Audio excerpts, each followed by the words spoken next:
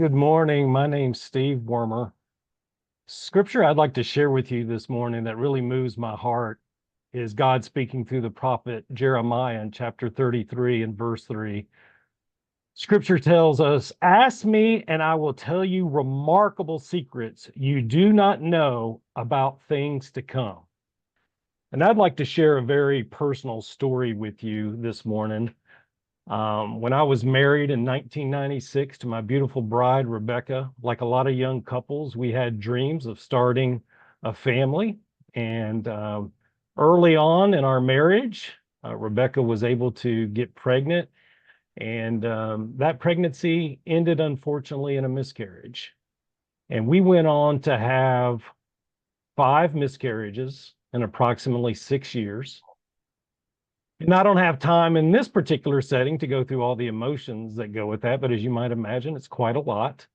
And this is all before we became Christians. And so fast forwarding a couple of years to 2004 exactly, we became Christians, greatest day of our life. And we started praying about starting our family through adoption because we still had no children at this time. And so we prayed and we prayed and prayed, and we found an agency and went through all the training and all the requirements and portfolios and pictures and home studies. And we were picked by a young mother that was 7 months pregnant. And she, when we got to the hospital with her, fast forwarding a little bit, she changed her mind in the hospital an hour before we were to go home with the child. And it was devastating, but it was also a spiritually full day as God sustained us. God held us with his righteous right hand.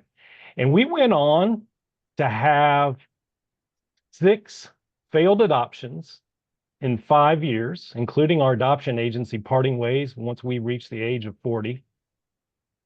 But let me give you encouragement this morning that God is faithful.